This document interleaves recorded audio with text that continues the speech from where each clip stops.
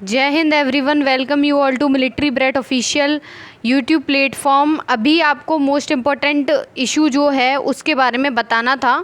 बच्चे बहुत प्रॉब्लम में है कि मैम मैं फिल कर सकती हूँ फॉर्म MNS 2022 का या नहीं, एम आई एलिजिबल और नॉट। ठीक है, ये क्यों आ रहा है कि उनका गैप इशू है। लाइक वो लोग कह रहे हैं कि 10th+2 में कोई, जैसे इसमें लिखा हुआ है नोटिफिकेशन में साफ साफ दिखाई दे रहा है कि रेगुलर आपको करनी होगी। ठीक है, कोई गैप नहीं होना चाहिए।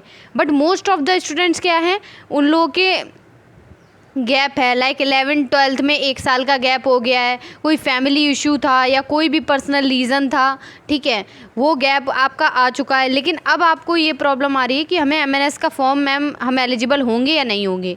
तो बात सुन लीजिए अच्छी तरीके से, आप लोग एलिजिबल हैं। ठीक है, जब MNS का फॉर्म अप्लाई करोगे तब वहाँ पर जब ऑप्शन आता है, क्योंकि आप जब 10th 11th 12th का जब वो पूछा जाता है कि कौन से ईयर में कंप्लीट की, देन फिर आपको गैप का रीज़न भरना होता है। ठीक है, वहाँ पर आपका रीज़न पूछा जाएगा कि या तो कोई डोमेस्टिकल इशू था, या तो आप फेल हो गए थे, या तो जो भी आपका था। ठीक है, 2-3 इश्यूज़ आते हैं, उनमें से एक आपको चूज़ करना होगा।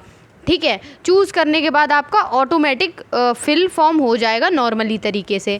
ठीक है, और एक बात याद रखना, during the time of interview आपके पास एक इसके लिए वैलिड प्रूफ होना चाहिए कि क्यों भाई तुमने बीच में गैप लिया। ठीक है, अगर आपके पास कोई वैलिड रीज़न नहीं है, या तो आप बीमार हो गए थे या कुछ हो गया था, वॉटएवर। ठीक है, अगर आपके पास वैलिड रीज़न नहीं है तो फिर आपको इंटरव्यू में दिक्कत हो सकती है, होगी। ठीक है, लेकिन अगर आपके पास वैलिड रीज़न है कि आपने क्यों नहीं अटेंड कर पाया, कोई इशू था, अगर आप वहाँ पे रखते हैं इन फ्रंट ऑफ एग्ज़ामिनर, ठीक है, in front of interviewing officer, ठीक है, तो फिर कोई प्रॉब्लम नहीं होगी, आपका आसानी से सिलेक्शन हो जाएगा।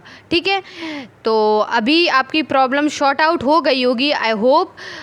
कोई भी अदर इन्फॉर्मेशन चाहिए related to MNS application form तो आप लोग कमेंट सेक्शन में कमेंट्स कर सकते हो। ऑल द वेरी बेस्ट, जय हिंद।